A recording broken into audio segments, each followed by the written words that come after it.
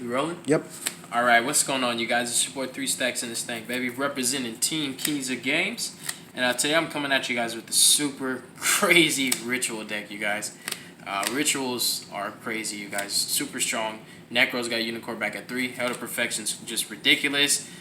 Rituals are winning this year, you guys. So I'm going to be showcasing you guys essentially a combo variant of Megalith that still utilizes the strongest component of Megalith, which is its resilience and its longevity.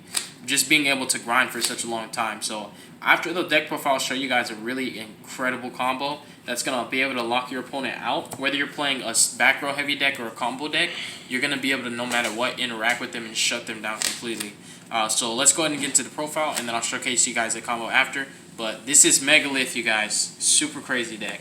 So starting off, just like I showed in the Hero to Perfection deck profile, the best starter card as a one-card combo in Ritual decks in 2020 is going to be Despot number 3. And we're playing the 2 copies of Despot number 1 to make the combo as impactful as possible, get the maximum extenders and the value out of that one card. This is the strongest needle fiber that I know of. There's no stronger needle fiber combo. It's going to get you the most out of one card. And then I'm playing the 1 Mega Phantom. I believe his name is Coltwing, if I'm not mistaken. I don't have him, so I'm just proxying him. You could definitely play multiple copies to make sure that if you draw him, the combo's not gonna be neutered. Because it's still possible without him, you just don't get as much value. And like I said, you want to get the most. If you resolve Despot 3, I think you get anywhere between 7 or 8 cards in your hand, if I'm not mistaken. You get like 3 or 4 draws, and I don't know how many searches. It's just crazy. And obviously nowhere near as powerful as Despot number 3, but still 3 Manjus. It's cool that your normal summons can still bait hand traps too, which is nice, because Megaliths don't really have to go that progressive in the tempo for them to be able to win, because they could play in the long run. Like I said, they have longevity, but dude, to be able to just lock your opponent out and get the game over as quickly as possible, that's like super impactful, super effective. It's going to keep your deck a tier above what it naturally is. So those are the starter cards right there. For my blue cards, I'm playing 3 copies of Ophiel. Ophiel, all the blue rocks, you guys might think I'm crazy, but I'm maxing out on all of them. They're super, super strong. These cards are the most impactful Megalith monsters that you're going to want to be summoning. Not only are they going to filter through your deck for your combo pieces, whether it's searching or drawing or loading your grave, but they also facilitate additional combos, just being resources for your fueling your ritual mechanic constantly, and allowing you to summon on your turn, and obviously with Osh on your opponent's turn, which is crazy. This deck can consistently ritual summon on your opponent's turn. Super nice. I'm also rocking 3 copies of Baethor. The super imperative combo pieces I want to max out on. Baethor is not really dead in your hand either. Like, it's crazy. These cards are not dead. Like, the way this deck functions, you don't even need spells to summon your blue cards. You're just summoning your blue cards with more blue cards. Baethor is going to pop Lord knows how many cards once you set him up on your opponent's turn. It's incredible, super strong. When you need to go for game, you don't need Borsort. You just use Falek to kill your opponent. It's going to boost everything to crazy heights, you guys. And then the 1 Artron, honestly, you could play more, but it is recurable. It's recyclable as well. You'd play more probably just for the name, just to be able to have the pitch effect, but you can just keep adding it too, because also Pencil Plume is a card in this deck. So that's all the Megalith blue cards. I'm also rocking 2 copies of Chalice Slime, you guys. Chalice Slime is super strong. One of the most impactful ritual staples that you could play. If you're able to utilize the incantations, they just give you so much fodder to bait interruptions and negations going second. Play through hand traps or bait them. It's going to do one or the other for you. And if not, you full combo play in solitaire. And then the 1 copy of Magician of Black Chaos Max. This card is just crazy, you guys. It's basically Azathoth for this deck. It doesn't let your opponent use monster effects. You can even, if you're in a lower resource game and you're only dropping this just by itself, you could tribute himself for cost to dodge targeting effects that would negate him. You know, obviously the thing is, you tribute him for cost, you could still be susceptible to call by, but it's nice that he can dodge targeting effects. But essentially, your opponent's not going to be able to activate monster effects, and you can start recurring your spell cards from grave. So if you play power cards like Desires or Extravagance, you know, anything that's super strong, even if it's mid to late game and you cited in Dark Ruler no more, you can add it back. So that's it for the blue cards. For the rest of the imps, I play 2 Chalice Slimes, 2 Candles, and 1 Pencil Plume. With this deck, you don't want to play too many, but if you play 1 and 1 and you draw it, then you won't be able to summon it from deck, and you won't be able to capitalize off its effect when you need it the most. So it's kind of like when you play Darntonia Cobra and like Predaplant. Sometimes you want to play more than 1 so that you can always have one in deck to be able to utilize it. And in the grind game, the second ones will come up as well. So just the 5 imps.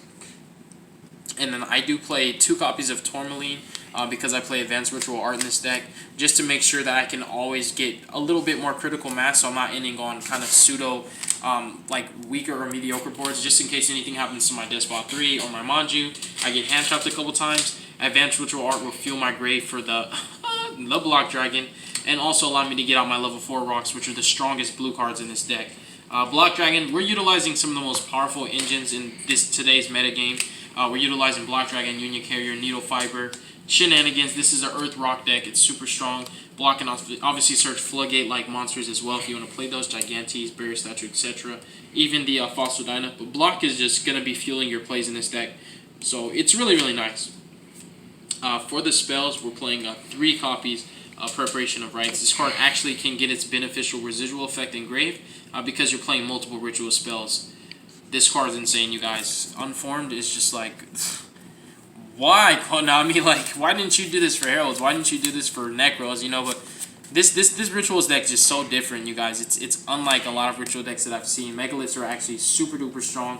A lot of potential, a lot of variance. But for the most part, you see any Megalith deck in this day and age, it's going to be locking you out the game.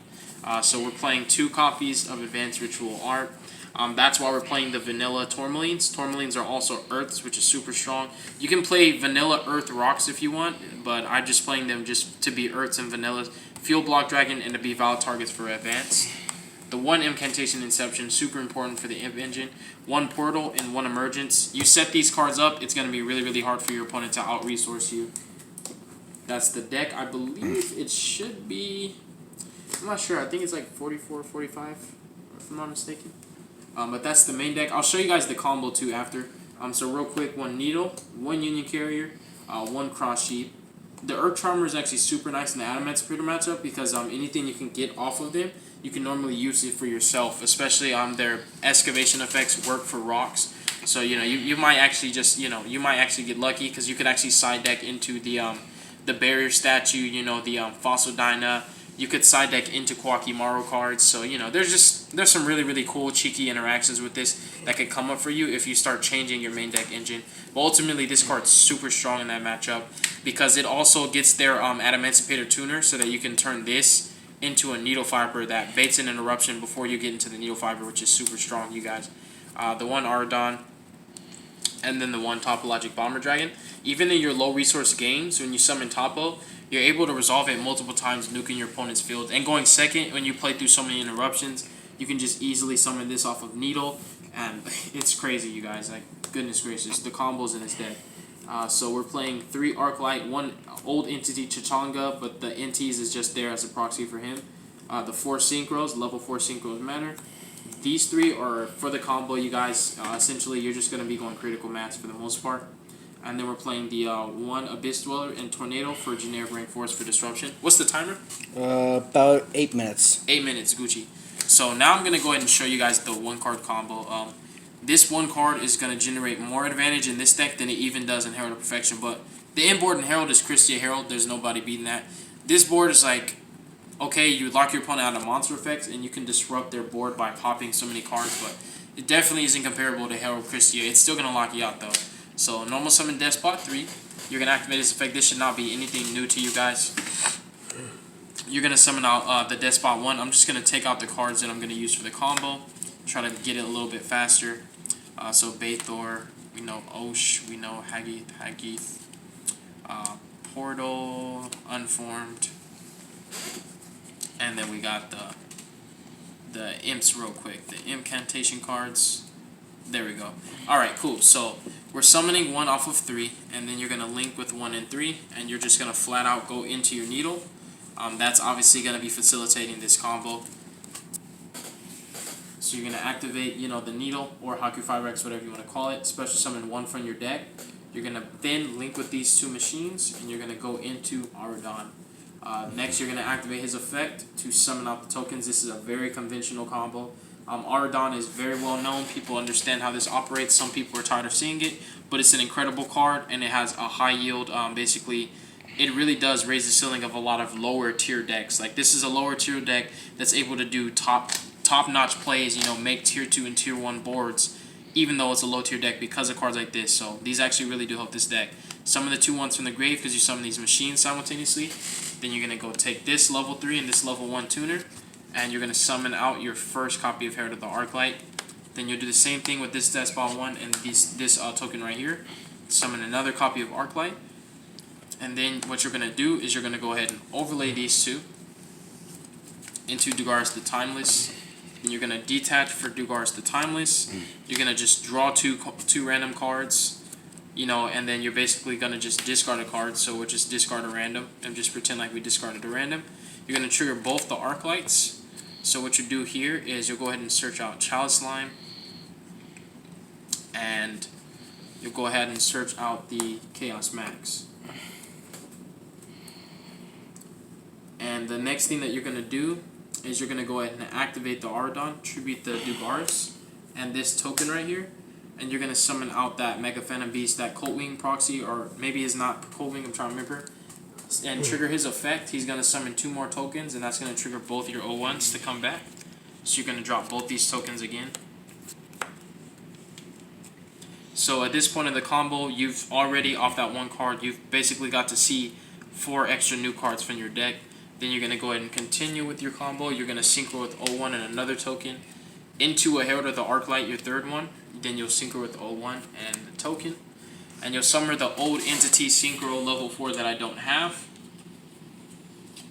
The next thing that you're going to go ahead and do is you're going to overlay these two into Daigusto Emerald. And then you'll draw another card. And you're going to go ahead and activate Emerald, detaching Arclight. And what I would do here is I would put the 2 Arclights back, and I would put either, you could just put 1 Arclight back, and then you could put Needle, and you could put O1, so that you could potentially use Despot 1 and 3 again for some kind of shenanigans, just to, worst case scenario, link climb for you. So you'll put these back. That's going to trigger the Arclight that was actually detached. So then you're going to draw another card off of the Emerald. So as you see, we've drawn 4 cards now. And we've already got to search 3 times. So now you're triggering Arclight. Arclight's going to go ahead and search out the Ophiel. So now in this particular instance, you see your hand's fat. Don't forget you have 4 other cards in your hand. So now you have 4, 5, 6, 7, 8, 9, 10, 11 cards. 11 cards in hand, you guys. That's crazy. You're going to go ahead and activate Chalice Slime. What you'll do, you could actually, if you want to, just discard one of your random cards. And you'll go ahead and summon out, these are the cards that are part of the combo. You'll go ahead and summon out Incantation Candle.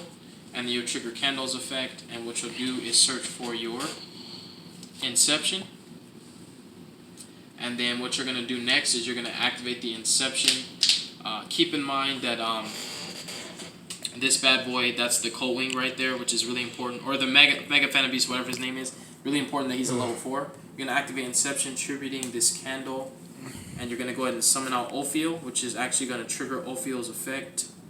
And you're going to go ahead and use the Ophiel to search for a Megalith monster. And that's going to go ahead and be your Hagith. And then you can overlay this Ophiel. Well, actually, you could actually just use the Ophiel too. Sack Ophiel for Hagith. And then you could use Hagith to search for a copy of Unformed. And then you go ahead and overlay the Hagith and the Colt Wing, which are both level 4s. And, oop, I forgot to put that one back in the main deck. I put it in the extra deck by accident. And you'll summon Gallant Granite. The 3 rank 4s you use for this combo to generate advantage. And then you'll go ahead and detach the Hagith. Using Gallant Granite, you'll search out the Block Dragon. So now you're going to go Super Plus, obviously. You're going to go ahead and start banishing some Earth. So that was just a random that you just drew and discarded. The next thing that we're going to do here is we're going to go ahead and banish 3. We're going to banish 1. And you can banish one of the Megaliths. And you'll summon out the Block Dragon. And then what you can do here is you can go ahead and activate Unformed. And you can just tribute the Block Dragon to ritual summon from your deck. Which is just like really, really crazy, you guys. Like the way this deck is cutting up. And you're going to go ahead and summon out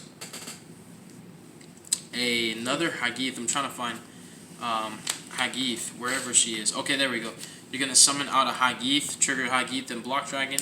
What you'll do here is off Hagith, grab another copy in Unformed. If you have the field spell, you know, or the trap, like the trap is crazy too. So if you open an Unformed, then you can start searching out the field spell or the trap, because getting the field spell and the trap established are going to keep you in the grind game. Then you're going to trigger block dragon, and block dragon is going to go ahead and net you some more pluses too. You're going to search for an Oach off of block dragon, and you use Ophiel's effect to ritual summon itself to go into the Hagith. Then you overlay the Hagith and Gallet, so you haven't used Hagith's on-field effect to ritual summon. So at this point, then you could just search for an Ophiel and an Osh, which is crazy. And then continuing with the combo, you could even still use Inception's Graveyard effect, pitch the Chalice Slime, summon a Talismandra. It's just crazy, like how this combo is going. Like, cause you still 1, 2, 3, 4, 5, 6, 7, 8 plus the other 4, and now you have 12 cards in hand. And you're doing all this. It's just like everything's free, and it's just giving you more value. So then you could just go Hagith into Ophiel. Ophiel's effect is search isn't once per turn, but the ritual summon effect is.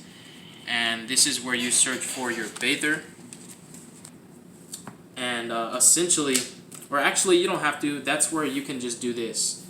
You can, instead of just searching the Bather that way, this is another sequence that you can do. It's still going to do the same exact thing. You can just, to be, you know, I guess you can call it greed.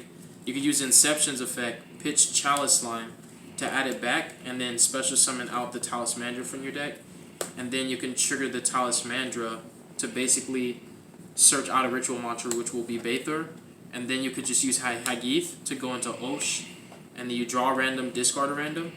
And you'll have the Unformed. So essentially you're setting up multiple interruptions on your opponent's turn, which is actually crazy. Don't forget, Ophiel's not once per turn, so you can also do this. You can activate Inception to ritual summon again, and you can summon out Oath, and then use Oath to search again. So at this point, you'd probably search for example, like Aratron, for example, which is just crazy, you guys. Like the pluses are real in this deck. And so you'll still have, no matter what, you'll have the random cards you drew, which adds to that the rest of your hand. That's 7 plus these 11. You have Unformed, essentially. Osh is a quick effect to ritual summon. So you have Unformed to ritual summon from your deck. You're basically going to be ritual summoning like a Bather, for example. You have a Bather in hand as well, which is just crazy, the disruptions. And you're also going to have Osh to ritual summon for Chaos Max on your opponent's turn, which is just nuts. You have the materials to basically summon Bather and Chaos Max on your opponent's turn. You did all this flashy stuff to set up for that and a lot more follow-up. So if you guys see this combo is just nuts, you guys. You do so much. Remember, all of this was accomplished off of one card. This is probably one of the craziest needle fiber combos ever. Not even Eldritch is doing stuff like this crazy, where you're getting from 5 cards to 12 cards in hand, and then 1, 2, 3, 4, 5. Like, that's a plus 12, essentially. It's a plus 12. So, yeah, you guys, that's the profile. That's the combo. Hopefully, you guys enjoyed it. God bless you guys. Make good choices. Someone say quick prayer, and we're out. Our Father which art in heaven, hallowed be thy name, Jesus. Thy kingdom come, and thy will be done on earth just as it is in heaven. Please give us this day our daily bread, Lord, and please forgive us of our debts as we forgive our debtors. And lead us not into temptation, Father, but deliver us from evil. For thine is the kingdom, the glory, and the power forever. In the mighty name of Jesus, I pray. Thank you, Father. Amen. All right, you guys, you've seen the profile, you've seen the combo. Let me know what you guys think. Peace out, y'all.